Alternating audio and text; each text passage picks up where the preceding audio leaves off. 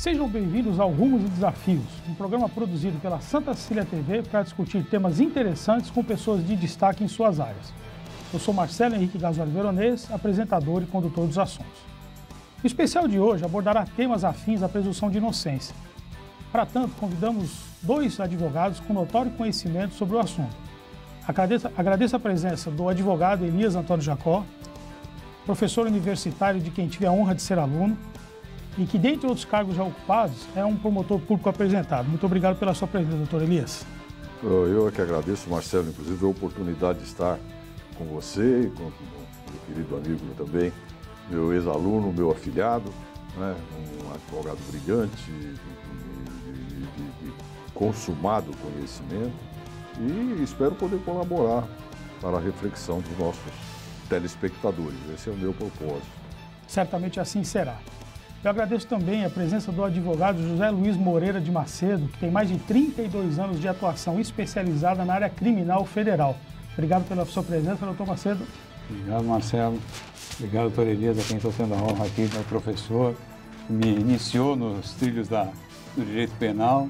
Estou tendo a honra aqui de partilhar a mesa. Obrigado por essa oportunidade, Marcelo. Acho que o primeiro assunto que o nosso telespectador tem uma curiosidade muito grande em saber, né? E que nós vamos explorar o conhecimento de vocês dois, diz respeito a essa questão da possibilidade da prisão após a condenação por um órgão colegiado automaticamente após a condenação em segunda instância. Recentemente nós vimos uma grande polêmica se instaurar no Brasil exatamente em função da prisão de um ex-presidente da República, que foi o Lula. E inúmeros questionamentos no julgamento daquele primeiro habeas corpus, relacionados à maneira como está redigida a presunção de inocência na Constituição Federal. Então, eu gostaria, doutor Elias, de começar a fala com o senhor, né? Claro.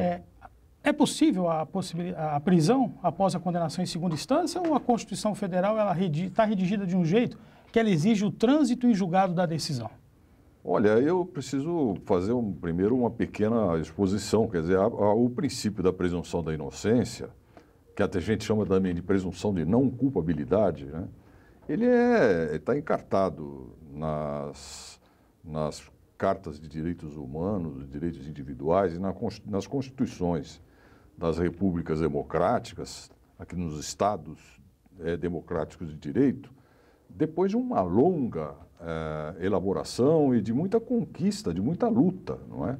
Não é algo que caiu assim, por obra e graça do Espírito Santo, não é verdade? E ele tem, esse princípio, ele tem um objetivo muito claro, é evitar que se executem penas provisoriamente, porque essa execução provisória de uma pena, de uma sanção penal, ela cria uma aflição que é irreparável, caso se constate, ao final e ao cabo, que aquela pessoa não merecia essa restrição, essa privação de liberdade, não é? E é exatamente aí que me parece que reside o problema principal. O que se está a confundir, Marcelo, Luiz, é a prisão cautelar, que é possível, sempre foi possível, já em tempos passados já era até muito mais rigorosa do que hoje, esse rigor está sendo retomado indevidamente, não é? E que tem um objetivo de proteger o processo. Por isso a gente chama de cautelar. A prisão chamada prisão preventiva, a prisão em situação de flagrante, não é? A prisão em razão de sentença condenatória, inclusive recorrível, de primeiro grau, ela é possível desde que estejam presentes algumas situações, algumas condições que convençam o juiz de que a liberdade do réu, e é réu, não é condenado, pode criar algum risco para o andamento regular do processo, para a aplicação correta da lei penal, não é? Ele pode intimidar testemunhas, pode estar preparando uma fuga, ele pode estar continuando na prática criminosa. Isso justifica que ele seja afastado cautelarmente por proteção da sociedade. Outra coisa é execução provisória da pena. É execução de uma pena privativa de liberdade. A pena privativa de liberdade, popular cadeia, como a gente fala, quando ela é pronunciada, já se tem absoluta certeza de que aquela pessoa foi a autora do crime, que não tem nenhuma justificativa penal para excluir o crime, que não tem nenhuma exclusão de culpabilidade, enfim, ela é culpada daquilo que fez. Então ela deve cumprir a pena. Né? Essa execução da pena deve ser, portanto, sempre definitiva, nunca provisória. Não há confundir execução provisória com prisão provisória. A prisão provisória é possível, sempre foi. De repente se inventa essa história de que é possível chamar de execução da pena alguma coisa que, na verdade, é uma prisão provisória sem fundamento. Porque essas pessoas, só por serem condenadas, já não tem mais como interferir no processo que as condenou. Isso é irracional. O que diz esse princípio da chamada presunção da não culpabilidade? Basicamente isso. Nós presumimos que uma pessoa é inocente, isso é, não culpada, né, até que venha uma decisão judicial transitada em julgado. Isto é, depois que ele foi amplamente informado da acusação que pesava contra ele, depois que lhe foi dada toda a possibilidade de fazer a sua defesa, depois que foi dada a possibilidade de ele contrariar aquilo que está sendo dito pela acusação, e aí o juiz chega à convicção de que ele realmente é culpado. E sendo culpado, a culpa tem a pena. Né? Sem culpa, não há pena. É o que diz o princípio. Agora, você fala, bom, mas ali nos Estatutos dos Direitos Humanos, principalmente no Estatuto de São José da Costa Rica, não existe a expressão transitada em julgado, que existe na Constituição Federal. Primeiro, existe na Constituição Federal.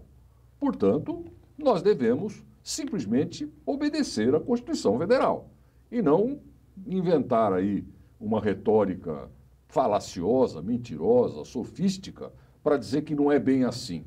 Decisão de segundo grau não é decisão transitada em julgado. Ainda cabe recurso. E se cabe recurso, é preciso assegurar ao réu o direito de discutir ainda a sua culpa até o final. É mentira, não é verdade dizer que nós esgotamos a discussão da matéria no segundo grau, porque no terceiro grau, no chamado grau extraordinário ou especial, não se discute prova. Discussão de prova se faz sempre, não só quanto ao conteúdo, mas quanto à validade da prova. E se a prova se demonstra, como muitas vezes já se demonstrou, no Superior Tribunal de Justiça ou no Supremo Tribunal Federal, que aquela forma pela qual a prova foi constituída não obedeceu os rigores da lei, não obedeceu os ditames da Constituição Federal, ela vai ser anulada e, consequentemente, se está discutindo prova. Porque a partir daí, ou a prova é refeita, ou a prova simplesmente não existe a prova da culpa. Portanto, é assim que entende toda a Constituição Federal e é assim que entende também São José da Costa Rica. Ele não coloca a expressão nesses termos, mas é implícito quando fala que senão depois de sentença. Ele não precisa dizer que é sentença transitada em julgado, porque sentença é aquela que define a situação penal do sujeito. Aí ele vai cumprir a sua pena, em ponto final. É o que eu penso. Agora, doutor Macedo, essa possibilidade de recursos que existe no nosso país, né? Nós vimos, por exemplo, o ex-governador, deputado federal Paulo Maluf, durante muitos anos, dizer que ele não havia sido condenado.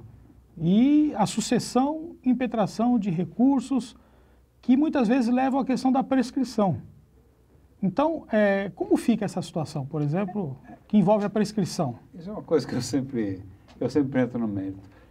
Transfere-se a responsabilidade da ineficiência do Estado para o réu, para a parte. Então, para os advogados, são os culpados da própria ineficiência do Estado. Se esses recursos fossem julgados num prazo razoável, se tivesse melhor estruturado Tem recursos que estão parados há 7, 8, 10 anos sem serem julgados. E isso se acredita ao excesso de recursos. Os recursos, eles existem exatamente para para legitimar uma acusação, uma condenação. Se eles não existissem, seria um estado de exceção. Como o doutor Elias falou, até o que me permite, a Carta Política de 88, ela veio exatamente para a gente corrigir um regime de exceção que nós vivíamos. Exatamente. Então, por isso que essa circunstância do trânsito em julgado em definitivo veio para nos proteger de todo aquele estado de exceção que nós vivemos, de uma revolução onde havia uma perseguição política muito grande. Então, tentou-se proteger o cidadão. Então, criou-se para dar a amplitude de defesa e garantir que só após o trânsito julgado definitivo da sentença penal condenatória fosse iniciado o cumprimento da pena. Então, estamos hoje criando esse factóide no sentido de julgamento em segundo grau para justificar uma antecipação de pena. Isso, na realidade, está se criando é a mão do mágico, né? É que o que acontece? Existe uma cobrança da sociedade através da imprensa, então quer se dar uma resposta.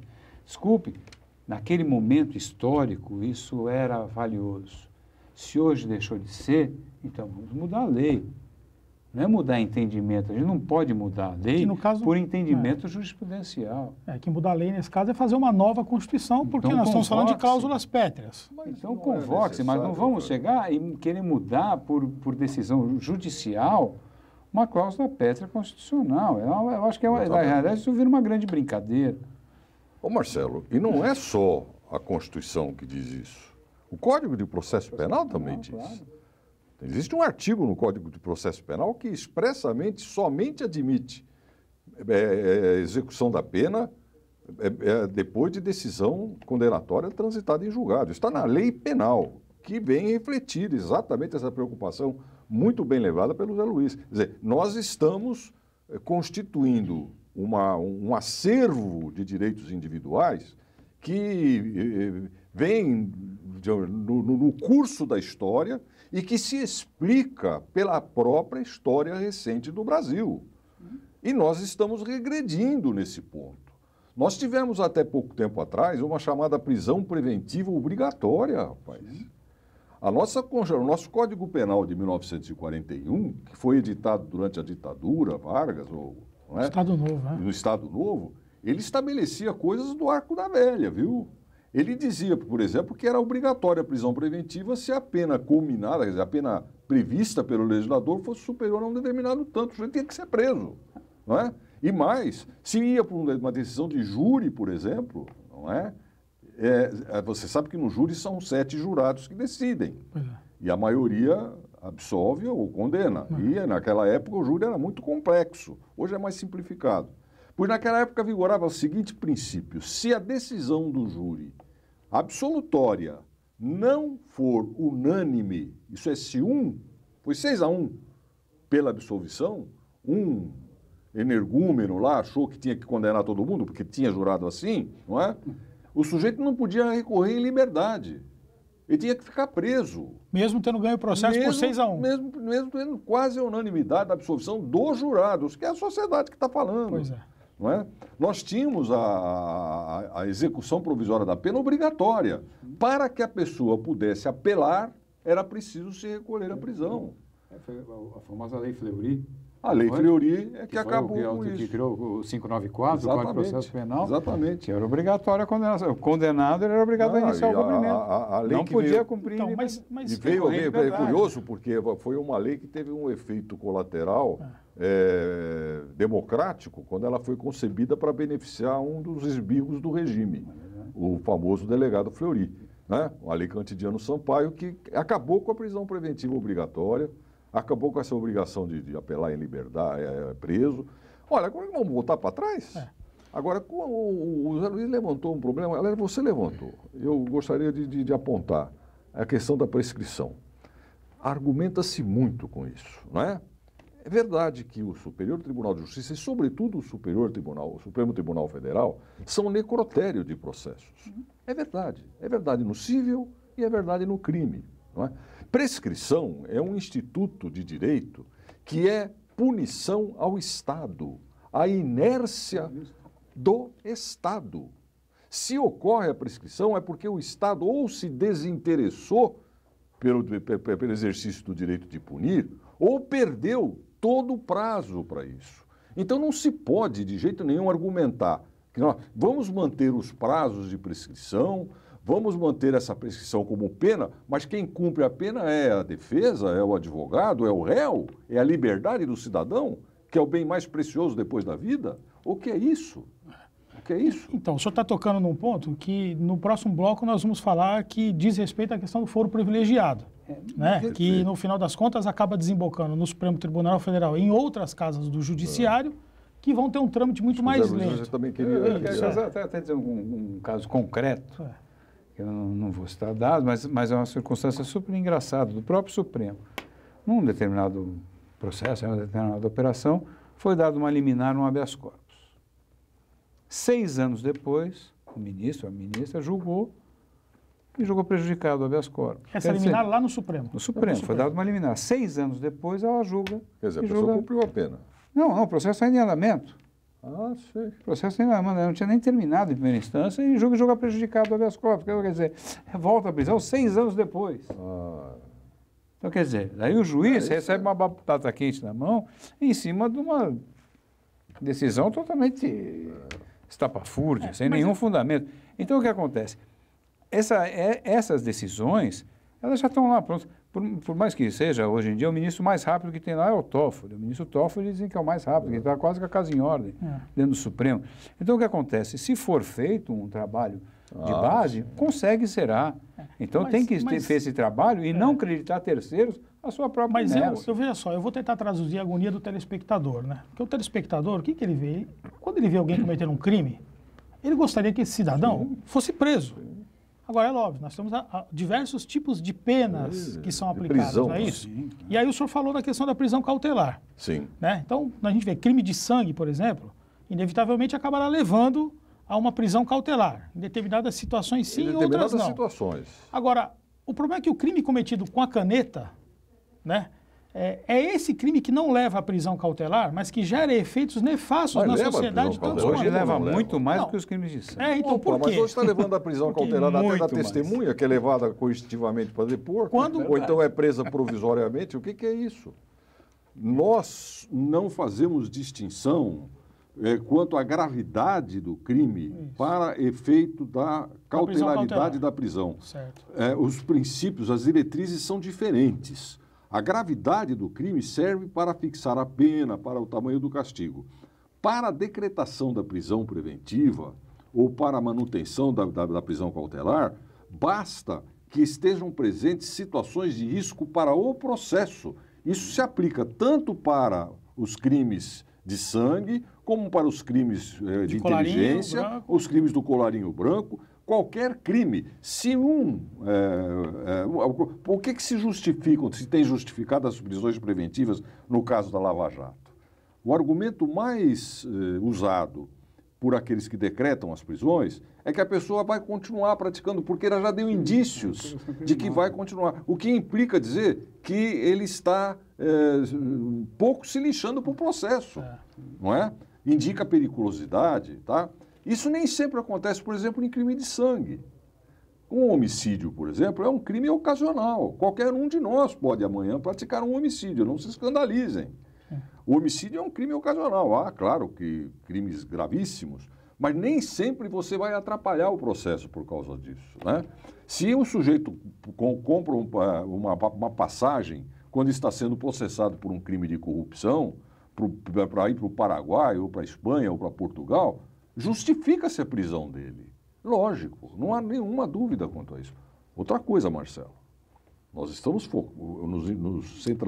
nos concentrando na presunção da inocência ou de não culpabilidade, que é um dos direitos individuais. E para desmontar esse princípio, nós estamos argumentando com a demora do processo, com a prescrição, que afasta, inclusive, essa pretensão justa da sociedade de ver a justa punição do caso. Só que nós nos esquecemos que esse princípio que está lá no artigo 5º da Constituição Federal, ele faz parte de um contexto de princípios. E um dos princípios que nós esquecemos é um princípio que se chama princípio da razoável duração do processo. O processo deve ter uma duração razoável. Este princípio da duração razoável não depende absolutamente de quem praticou o crime, depende de quem aplica a lei. E esse não vale? Vale só um, não vale o outro? Valem os dois.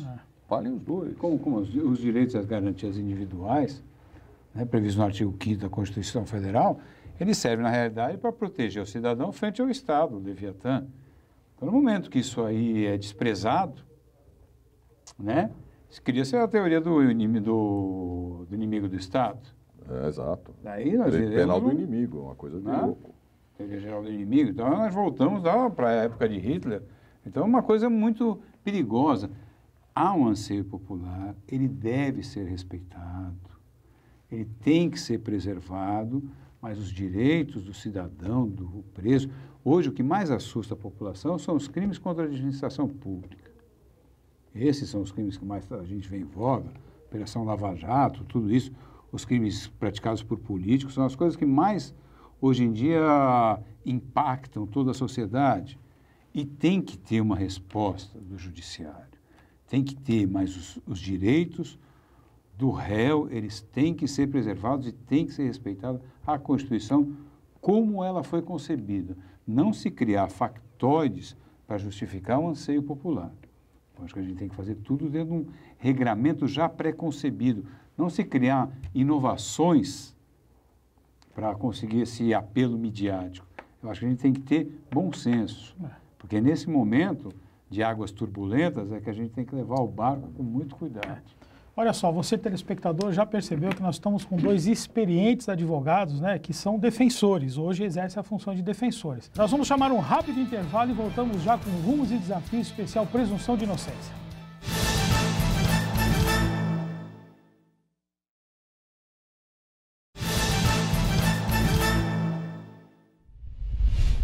Estamos de volta com o programa Rumos e Desafios especial Presunção de Inocência. Para tanto, contamos com a presença dos advogados José Luiz Moreira Macedo e Elias Antônio Jacó. Eu gostaria que nós tocássemos no assunto, né? Nós temos ouvido falar essa questão do foro privilegiado, né? E foi dito aqui, professor Elias, que o Supremo Tribunal Federal e algumas cortes são muito lentas no julgamento dos processos. São necrotérios de processo. Necrotérios de processo foi a expressão que o senhor utilizou. E justamente agora, durante um período eleitoral, nós temos visto alguns políticos deixando seus cargos para poder concorrer às eleições e automaticamente perdem a questão do foro privilegiado, o processo volta em tese para a primeira instância, se ele estava começando a ser instruído. O que é mais... Alckmin, inclusive. Do governador, exatamente. O que é mais vantajoso? Olha, não, eu não estou perguntando para a sociedade, né? Na verdade, estou perguntando para aquele que está sendo acusado de ter realizado a conduta delituosa. O que é melhor? Ficar lá no necrotério de processo ou percorrer todas as instâncias, podendo chegar até a instância superior? Eu vou dar muito minha impressão pessoal, porque hoje no Supremo, como estava se falando, até teve uma discussão muito grande do Toron, uma discussão do Toron com o Lamáquia. Hoje em dia, você no Supremo tem duas turmas, né? Lá é preto ou vermelho. Tem uma turma mais garantista e uma turma chamada de Câmara de Gás. Então, no Supremo, você depende qual lado você cair. Então, eu acho hoje em dia mantido, o ministro Barroso ele já decide monocraticamente. Apesar da decisão não ter sido tomada pelo colegiado, ele já decidiu como deve ser e ele já aplica. Então, É que o regimento do Supremo permite isso, né? Não, determinados casos ele decide monocraticamente, em determinados casos ele submete a turma, ou em determinados casos ele passa diretamente ao plenário. O foro não foi decidido. Não foi decidido. Não foi decidido e ele está aplicando o entendimento dele. Ele deveria submeter ao colegiado e a partir da decisão do colegiado ele passaria a seguir. No caso, veja, sim, como por exemplo... No caso, o que aconteceu foi o seguinte, a questão do foro privilegiado, segundo a proposta dele mesmo, Barroso, e que estaria limitada apenas aos crimes praticados durante o exercício do cargo, foi submetida ao colegiado, ao plenário, e houve um pedido de vista. Esse pedido de vista ainda suspende o processo. Já tem até a votação de maioria, Já temos 8. Para limitar o foro mas privilegiado. Um pediu vista. Quando um desembargador ou um ministro pede vista, o processo fica suspenso. Ele não está decidido, até porque os outros podem mudar de opinião. Isso é falta de...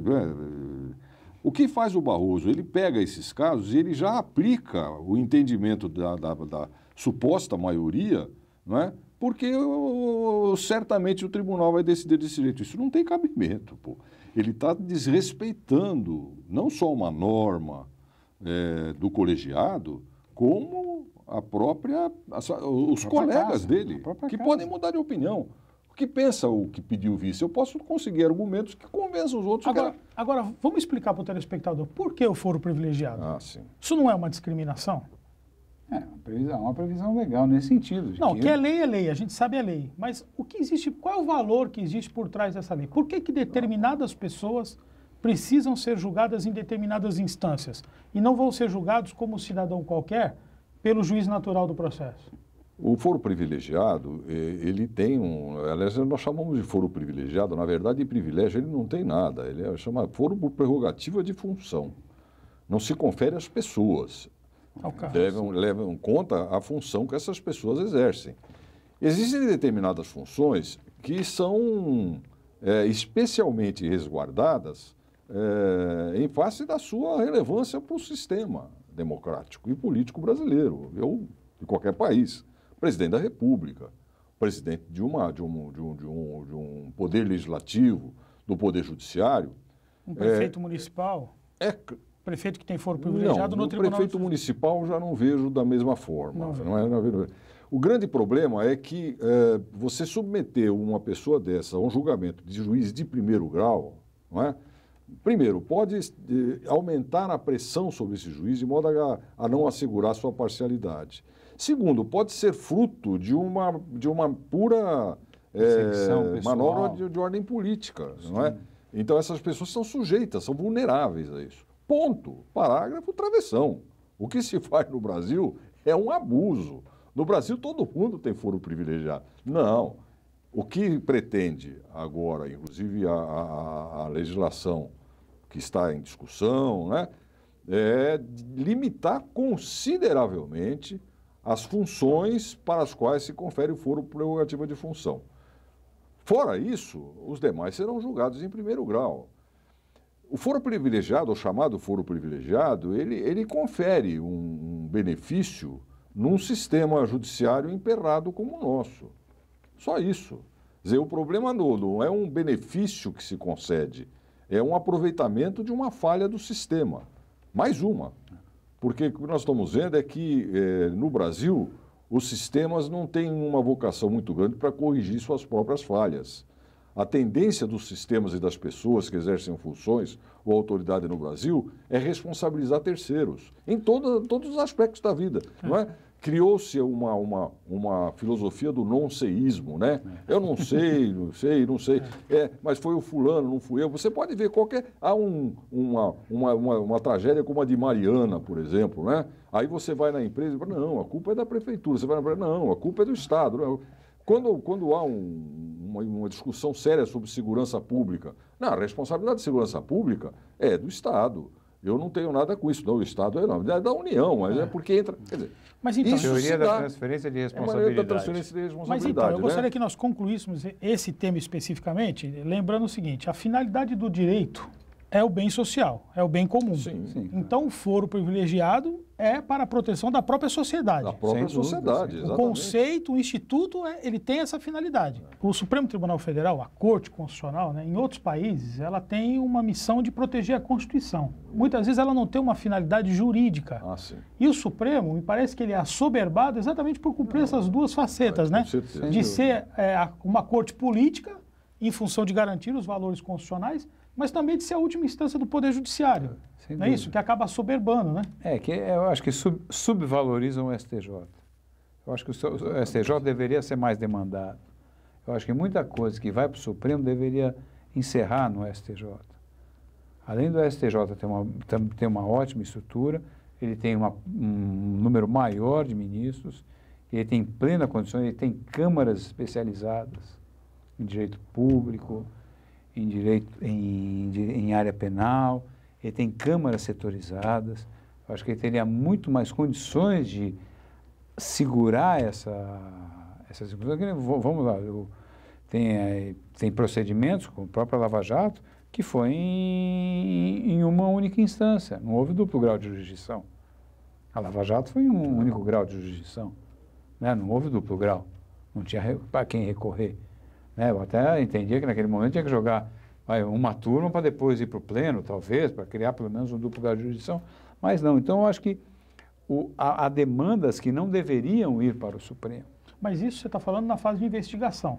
Não, eu acho que eu acho que deveria tirar da competência do Supremo e ir para o STJ. Mas o que justificou a criação do Superior Tribunal de Justiça, que se deu, sobretudo a partir da Constituição de 88, quando ele criou o fórum, foi exatamente isso. O Superior Tribunal de Justiça foi criado para retirar do Supremo Tribunal Federal essa competência do Tribunal de Apelação. Isso. Não é? Tanto que a função de dizer qual a jurisprudência que deve ser seguida no caso de um conflito jurisprudencial, de uma divergência de tribunais, a interpretação da lei federal, a interpretação da lei é do Superior Tribunal de Justiça.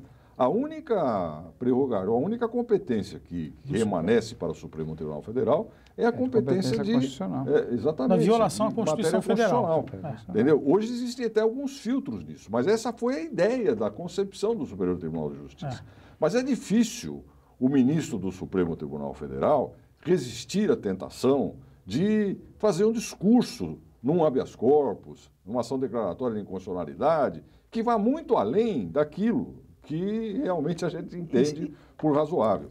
Agora, é evidente que o foro por prerrogativa de função das autoridades federais é uma sobrecarga para o Supremo Tribunal Federal.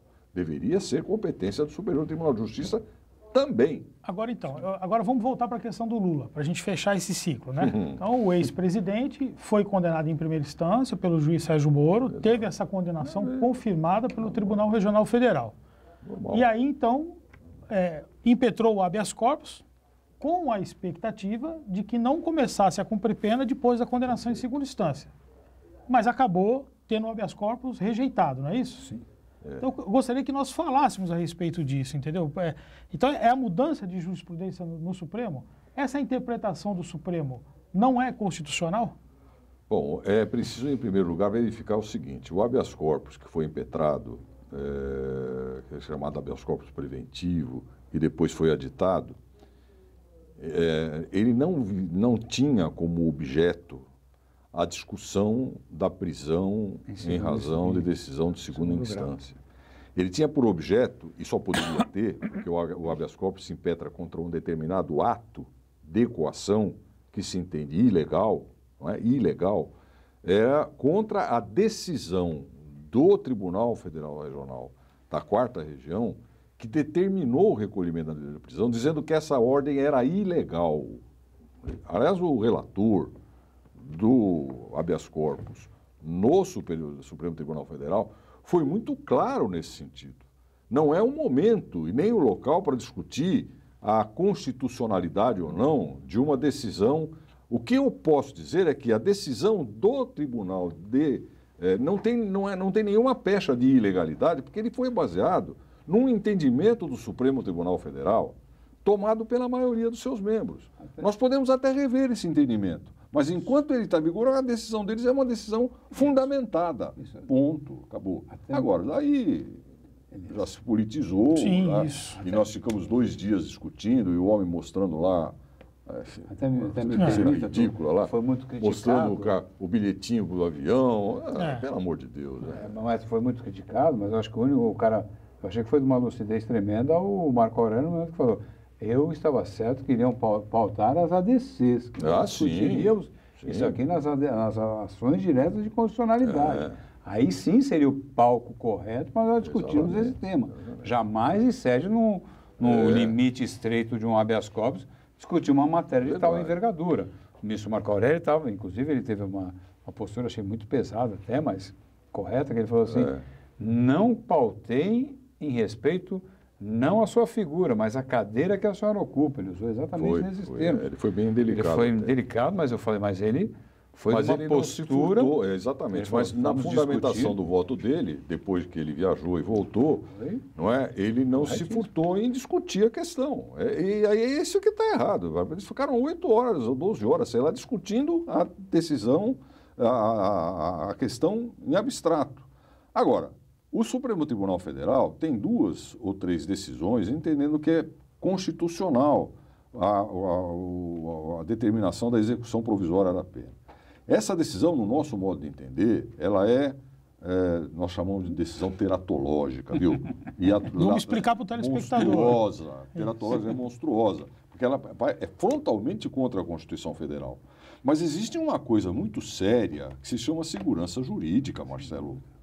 E essa segurança jurídica é exatamente a estabilidade que o cidadão sente de que o que está fazendo está de acordo com as normas do país. Quando o tribunal decide, o Supremo Tribunal Federal decide pela constitucionalidade de uma determinada medida, a segurança jurídica reclama que os cidadãos confiem que esta seja a norma correta. E, aliás, nesse sentido, a ministra Rosa Weber, embora tenha dado um voto muito confuso, ela foi absolutamente feliz. Eu não posso, em nome de uma convicção pessoal, modificar uma decisão que foi tomada há menos de 2 anos pelo Supremo, modificando uma decisão jurisprudencial que vinha já de 9 ou 10 anos atrás, que eles entendiam diferente. Agora não dá para modificar. Então, e na sede de habeas corpus, se fosse em outra formatação... Se fosse na sede de habeas corpus, então nem se fala. E em outra formatação, eu acredito que ela vai dizer a mesma coisa. Ela vai dizer a mesma coisa, não é o momento, porque ela falou nem mesmo a mudança de opinião de um ministro, nem mesmo a substituição de um ministro justificam uma mudança como esta tão recente, porque isso abala a segurança jurídica, cuja garantia é a colegialidade. Isso parece técnico, mas não é. É a mesma coisa que nós 3 temos poder sobre determinada pessoa e termos consenso, ainda que maior, 2-1, de que aquela pessoa deve agir daquela maneira. A pessoa age daquela maneira. Aí você muda aqui, se você está errado, que é isso? Ué. Agora, esse protagonismo que o Supremo está adotando é muito perigoso para a nação. Essa invasão de competências do Executivo, do Legislativo, gera uma insegurança muito grande para o país e é muito danoso. Eu acho que a gente vive uma insegurança em todas as áreas no atual momento. É um momento muito frágil para o país. Nós estamos acabando de vir no momento do impeachment de uma presidente, que foi um momento traumático para o país. Vivemos uma hecatombe dos 3 poderes e nós temos que ter uma rédea muito sensata, nós temos que ter muito pé no chão no momento político que nós vivemos. E o Supremo tem que dar tem que ter uma postura de não protagonismo, e sim de tranquilizar e dar segurança, poder moderador, não de protagonista. Agora, esse é um perigo que nós temos. Hoje o ex-presidente está cumprindo pena, está preso. Provisoriamente. Eu gostaria que nós falássemos, essa pena que está sendo cumprida provisória, quando ela se tornar definitiva, o tempo conta como cumprimento de pena. Claro. Chama-se detração penal.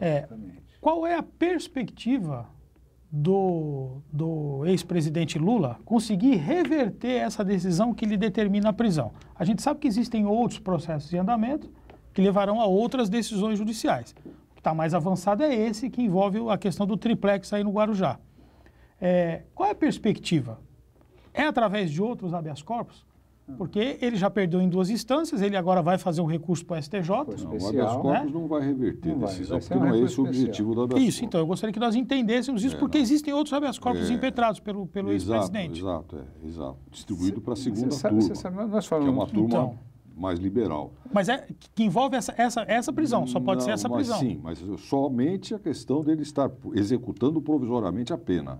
Não vai reverter a condenação. Certo. A reversão da condenação agora só é possível através de recursos especial e extraordinário.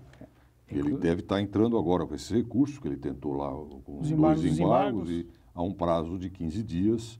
Esse recurso é apreciado, esses recursos devem ser entrados simultaneamente, são apreciados pela presidência, pela vice-presidente até, do Tribunal do Rio Grande do Sul, e normalmente isso é admitido e vai para Brasília, um para o STJ e outro. Esses dão... Agora, só que isso não é... Esse é um enfrentamento de mérito do caso. Exato. Né? Só que isso não é para já, né? Tempo. Eu acredito que eles vão acelerar a apreciação e tal, por se tratar do ex-presidente, mas por mais que acelerem, é um recurso complexo e vai demandar aí algum tempo. Agora, a questão da prisão... Se persistir a prisão, se ele não conseguir uma liberdade, que a gente chamaria assim, uma revogação dessa execução provisória da pena, ele já ficará cumprindo pena. Quer dizer, de toda maneira, a revogação da prisão através do habeas corpus. Não esqueça que o ex-presidente tem mais 6 processos, um dos quais deve entrar agora na fase de sentença, debate de sentença. E ele pode impetrar quantos habeas corpus? Que é o do sítio, né? Tantos quanto o caso do sítio de Atibaia. Ele pode impetrar quantos habeas corpus quiser? Quantos ele julgar necessário. Não tem problema nenhum. Quantos julgar cabível. Não tem problema até com relação a essa situação, nós comentamos há pouco, até vou voltar nesse tema, se me permite. O que acontece? Hoje em dia, muitas ações são fulminadas por habeas corpus nos tribunais superiores, no STJ e no Supremo. Essas são questões que deveriam ser resolvidas nos tribunais estaduais. Fulminadas em que sentido, doutor Macedo? Anuladas. Anuladas por defeitos nas investigações, por irregularidades, por investigações, por quebras de direitos individuais, por interceptações mal feitas, por N motivos. Essas questões, elas são sublimadas em segunda instância nos estados, elas não são olhadas com a cautela que deveriam ser olhadas. E isso emperra o Supremo e o STJ. Dezenas de ações dessa natureza são anuladas aqui em cima, em Brasília. Então, isso é uma coisa que deveria acabar em segundo grau nos estados. Agora, doutor... Eu acho que isso é uma coisa que prejudica demais, porque você vê gente cumprindo pena, Mas isso porque a gente não tem um sistema vinculante de decisões, não é isso? Se nós tivéssemos um sistema vinculante, automaticamente a instância inferior deveria respeitar o teor da decisão superior. Na área criminal é difícil você falar isso, né? Na área criminal você está tratando de uma liberdade individual. Pois é. E cada caso é um caso. Agora, nós temos... Mas existem países que adotam um sistema vinculante na área criminal? Extremamente relevante. Nós temos um Tribunal de Justiça no estado de São Paulo, por exemplo, que é extremamente conservador. Eles realmente passam por cima de qualquer formalidade quando eles acham que devem ou condenar ou absolver. Eles vão normalmente para condenar. São poucas as câmaras que absolvem. O índice de confirmações de sentenças condenatórias chega a mais de 90%. Tá certo. Olha, nós vamos chamar um rapidíssimo intervalo. Você sabe, aqui na Santa Cecília TV, os intervalos são curtinhos e voltamos já com Rumos e Desafios especial Presunção de Inocência.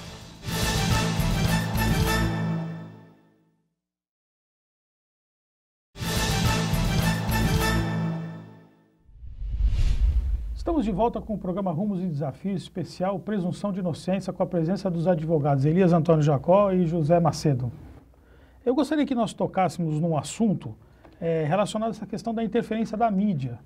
Há algum tempo atrás, sequer as pessoas sabiam quem eram os ministros do Supremo Tribunal Federal. Hoje se discute tanto quanto a escalação da Seleção Brasileira de Futebol, que talvez nós não saibamos. De que maneira a mídia tem interferido nessas questões que envolvem esses julgamentos que nós temos assistido aí constantemente? Hoje em dia, nós brincamos há pouco, né? Antigamente nós tínhamos 200 milhões ou 300 milhões de técnicos de futebol, hoje nós temos de juristas, né? Então todo mundo conhece, hoje com as mídias sociais, todo mundo conhece de tudo, né? Nós somos uns Googles ambulantes, né? Então, e a mídia, ela começou, com o televisionamento dos julgamentos, no Tribunal de Justiça, Supremo, tudo mais. Todo mundo começou a ter uma familiaridade. O ministro hoje está na sala de todo mundo. Então começou a ser um amigo de casa, né? Passou a fazer parte do colega de almoço hoje em dia. Então começou a se criar. E com proliferação absurda de operações envolvendo entes políticos, todo mundo passou a vivenciar isso o tempo inteiro. Então, as matérias, a Lava Jato, diariamente, todo dia de manhã, acorda Bom Dia São Paulo, ou qualquer jornal televisivo, já sabe, está vendo, está tendo uma nova operação. Até filme, né? Filme, minissérie e tudo mais, né? O mecanismo, não sei o quê. Então, todo dia a gente vive isso o tempo inteiro. E com isso começam a criar também as distorções também com relação à mídia. É uma coisa muito complicada, o Facebook e tudo mais, todo mundo hoje em dia tem opinião. Então, às vezes, o grande problema é, como nós estávamos conversando agora com relação ao trânsito em julgado, as visões técnicas da coisa, a visão leiga, ela difere muito da opinião técnica. Então, o repórter ele tem aquela visão emotiva, aquela visão emocional, aquela sede de vingança, e às vezes essa retribuição ela é um pouco distorcida da realidade do fato. Então, a gente começa a ver aquela vontade de vingança, cria também para toda a população um ódio muito grande. Então, nós vivemos hoje numa sociedade beligerante, né? Todo mundo querendo brigar com tudo. Então, eu brinco até que a gente vive tempos bicudos, né? Porque todo mundo tem ódio e raiva de tudo. Então, doutor Macedo, essa manipulação é que eu tenho medo. Mas essa não é também uma conquista da sociedade ter essas notícias veiculadas? Porque o Brasil não era um país da impunidade. A gente sabe que uma das características da República é a possibilidade de responsabilizar os governantes. O Brasil não era um paraíso danado para os governantes, até bem pouco tempo atrás? Sem dúvida. A gente não via, por exemplo, um ex-governador como o Sérgio Cabral preso e respondendo a tantos processos como a gente está vendo. Um ex-presidente da República preso, condenado. Isso não é uma novidade, também não é uma virtude da mídia? Não, sem dúvida alguma, é um avanço muito grande. Mas eu acho que a gente também tem que dividir um pouco, porque você pega um jornal, você só vê 95% de desgraça e 5% de coisa boa. Nós não temos nada valoroso hoje na mídia. Eu acho que a gente está exacerbando demais, só negatividade o tempo inteiro. Então a gente cria também aquela visão negativa de tudo. Agora, não fosse essa, vamos falar assim, essa perseguição, né? Não deveria ser uma perseguição, mas não fosse esse acompanhamento detido da mídia, nós ainda não estaríamos vivendo um país de impunidade? Né? Implacável. Implacável. O direito à informação também é um direito garantido pela Constituição Federal. Sim. Eu acho muito bom, acho importante. Sem dúvida. Nós vivemos sempre, na sociologia nós falamos em lei do pêndulo, né? E o pêndulo nunca para no meio. Você sempre tem os extremos. Então, você estava num extremo, você colocou muito bem, a ocultação, né? O jogar por baixo do pano, aquela coisa, né? que foi consagrada, inclusive, como se fosse uma característica antropológica do brasileiro, porque o brasileiro veio de Portugal, ele não sei o quê, coisa altamente ofensiva, diga-se de passagem. O pêndulo estava lá, a mídia não falava nada. Quando falava aquilo que interessava ao poderoso, né? Agora, parece que o pêndulo virou, né? Está do outro lado. É importantíssimo isso. Nós só temos a ganhar com isso. Eu acredito, sinceramente, que se não houvesse esse acompanhamento da mídia, nós estaríamos ainda num regime de total e completa ignorância, não é? Existe, na época da ditadura militar não havia corrupção. Bem, eu não sei. Esse é que é o problema. Pode ser até que houvesse, pode ser que não. Mas eu não tenho, não é uma informação que tem credibilidade. Hoje eu posso dizer que nós temos, e muita corrupção, só que também nós temos uma sociedade mais atenta a isso. E isso é fundamental. Isso é fundamental. Eu fui promotor durante 30 anos e eu sempre, dentro da minha instituição, que tinha... Eu entrei no Ministério Público em 1970, e em 1970 nós estávamos no auge do regime militar, e nós éramos proibidos de falar com a imprensa e tal. Eu quebrei um pouco isso, porque eu falei, é fundamental que eu saiba que a sociedade saiba o que eu estou fazendo, ela é quem me paga, não é? É fundamental. Agora, hoje, o grande problema qual é? É que esses meios novos de investigação, que são a cultura que permitiu que nós chegássemos ao ponto que nós chegamos, né? São institutos que não existiam no passado, ou que no Brasil ainda não eram conhecidos, e que hoje são largamente utilizados na investigação a delação, a colaboração premiada, que foi introduzida recentemente no Brasil, as interceptações telefônicas e telemáticas, né? O próprio uso da tecnologia. As ações controladas, né? A ação controlada. Tudo isso permite que a polícia chegue mais perto do corrupto, sobretudo daqueles crimes que são praticados, digamos, às ocultas, né? Com difícil prova. Tudo isso permite. Só que há normas brasileiras que são, de certa forma, importadas, né? Porque interceptação telefônica não é novidade do mundo, né? A colaboração premiada na América do Norte é largamente utilizada. Só que as normas de lá são muito rígidas nesse aspecto. E aqui nós temos as normas rígidas, mas nós não as seguimos. Este é o grande problema. Quando você associa o abuso de um meio desse, como de colaboração premiada, por exemplo, premiando pessoas ao invés de efetivamente obter delas as informações que você precisa, por exemplo, permitindo que faça a colaboração premiada pessoas que, na verdade, estão na cúpula da instituição criminosa ou da organização criminosa, quando, na verdade, a colaboração premiada ela se destina exatamente a chegar lá, chegou lá, parou. Porque se você dá ao chefe do bando, né, o direito de colaborar e de, com essa colaboração, obter uma isenção, como aconteceu no caso de um dos líderes, que era exatamente esse Joesley Batista, o que acontece? É impunidade. E isso não pode ser, não é? Isso não está na lei. A lei não permite isso. A ação controlada, se eu falar em ação controlada, aquela história do sujeito que saiu correndo atrás do outro lá, que estava com a mala na mão, que não é ação controlada em lugar nenhum do mundo. Mas essa questão do Joesley, eu gostaria de tocar, né?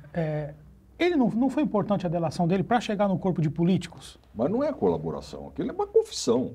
Então, mas não foi importante. Se não fosse a fala dele, teria se chegado no meio político como se chegou? Ninguém discute isso. O que se discute é o uso que se faz desse tipo de... Nós estamos falando em mídia. Quer dizer, quando isso vai para a mídia como uma interpretação, porque ela é interpretada, quem faz a interceptação, quem faz a gravação, interpreta, lê. E é isso que vai para a mídia. Vai o que interessa, não é? E aí ouviu-se tudo.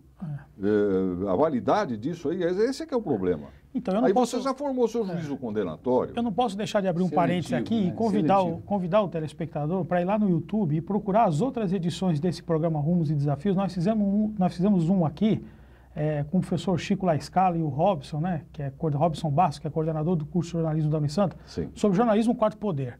Perfeito. Entendeu? E aí fizemos uma diferença, né? Então eu convido você, telespectador, procura lá no YouTube os outros programas do Rumos e Desafios, especialmente esse do jornalismo. Porque existe uma diferença, né, na questão da mídia e existe a questão das redes sociais, né? Sim. Porque a rede social deu voz a todo mundo. Deu voz a todo mundo, né? Vocês lembram, não sei se lembram, imagina, né? Eu costumava dizer que o grande problema que o professor de Direito Penal tinha quando começava é que a gente trabalhava muito com o Direito Penal de botequim. Porque todo mundo acha que conhece direito penal, fala uma opção de coisa, que é o direito penal de botequim. Aquele direito penal que você fala quando você está com o seu amigo. Atualmente, eu não posso mais falar em botequim, porque eu não sei nem se existe. Existem alguns botequins sofisticados. Eu falo, esse direito penal de Facebook, né? É o direito penal da Atenado. Desculpe. Não, sim, perfeito, perfeito, a colocação. Quer dizer, o direito penal da Atenado, quer dizer, é exatamente isso, quer dizer, no Facebook se fala tanta bobagem, rapaz, que o negócio é impressionante, impressionante. Uma coisa que mais me revolta é ver no Facebook operadores de direito falando um monte de besteira. Coisa assim, aberrações de toda maneira. Mas quando eu era aluno do Elias, a gente tinha aquele direito penal clássico. Hoje em dia, a coisa cresceu de uma tal forma, se estilizou de uma forma tão grande, que hoje em dia você tem investigações, você tem leis, você tem crimes, que até hoje em dia se cria a teoria do novo direito penal, né? Com os novos tipos penais que existem, de organização criminosa, de crimes contra o sistema financeiro. Na época existia, mas hoje outros crimes hoje financeiros eles adquiriram outra dimensão. O próprio direito penal mudou, nós temos teorias que permitem a punição dessas pessoas, né? A teoria da cegueira deliberada, a famosa teoria do domínio do fato. que são altamente distorcidas no Brasil, organização mas que são criminosa realmente, para mim é um Frankenstein. exato, e que são realmente instrumentos jurídicos fundamentais para chegar ao ponto que nós chegamos no Brasil. Mas ninguém chega numa situação como essa de graça. Então, mas as teorias, elas são uma das fontes do direito, que é a doutrina. Ela precisa se transformar depois, ser aplicada na jurisprudência, né? E até mesmo virar lei, para que possa ser aplicado com mais segurança. Mas essas duas teorias é a têm sido grande praticadas. vedete. O Joaquim Barbosa aplicou a teoria do domínio do fato até de acordo com o que ele entendia lá, mas aplicou, né? Provocou uma discussão sobre isso. Hoje a teoria da cegueira deliberada, a teoria do não-seísmo. Não-seísmo. Não adianta o sujeito falar não sei, né? Se ele não sabe de propósito, ele é culpado. Nós estamos acabando... Antigamente não era assim. Você está falando em culpa de pessoa jurídica, Marcelo? Pois é. Você já tem hoje no meio ambiente, a sua área de concentração no mestrado, o crime praticado por pessoa jurídica, isso é novidade. Agora, eu gostaria que nós tocássemos no assunto, nós estamos com o nosso tempinho acabando aqui, que é a questão do direito da prisão domiciliar. Nós estamos vendo, por exemplo, o ex-governador Paulo Maluf cumprindo prisão domiciliar. Nós vimos a esposa do ex-governador do Rio de Janeiro, a Adriana Anselmo, né? Sendo liberada porque ela tem filhos pequenos para ir para casa. E ela criou, inclusive, criou justiça. Agora eu pergunto, isso é garantido para qualquer cidadão? A lei de execuções criminais assegura, sim. Nas duas situações. 112 da lei? Nas duas situações. Quando a mãe, né, é a única pessoa que pode cuidar dos filhos e os filhos têm menos de 12 anos. 12 anos, não é? Ela tem um filho com 11 anos e outro com 14. Quando o segundo filho fizer 12 anos, ela vai para o regime fechado. Também quando tem alguma moléstia grave, incurável. E quando essa enfermidade incurável... Isso é respeitado. De uma maneira geral, é respeitado. Sim.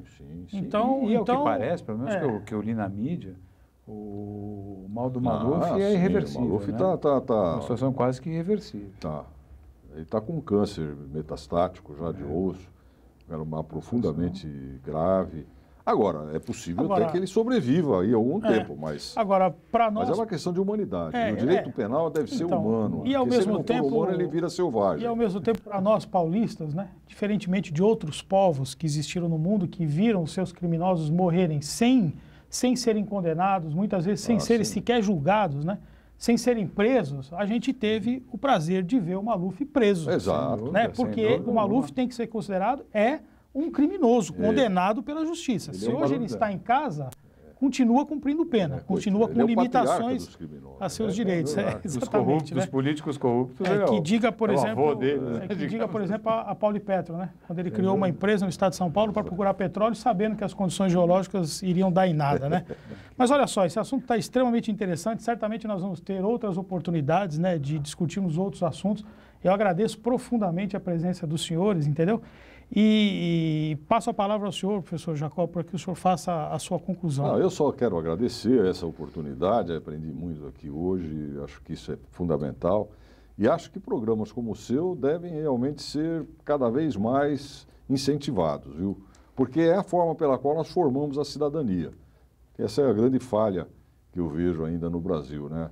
Essa cidadania que deveria ser formada já nas primeiras horas de vida, e que começa exatamente com a boa utilização da mídia, que é exatamente o caso que nós estamos fazendo aqui. Parabéns e eu agradeço bastante a você, ao Santa Cecília TV, por ter me propiciado essa oportunidade. Certamente para nós foi uma honra, professor. Doutor Macedo, suas palavras finais. Primeiro agradeço a oportunidade de estar aqui com vocês, especialmente a honra de estar aqui com você e com o doutor Elias Jacó, meu professor, quando eu dei meus primeiros passos no direito, na área penal. Muito obrigado e agradeço principalmente a oportunidade de ter tentado, pelo menos, definir alguma coisa ou dar alguma luz em algum ponto. Espero que eu tenha conseguido. Certamente foi maravilhoso, foi um belíssimo encontro. Olha, o Rumos e Desafios especial Presunção de Inocência fica por aqui.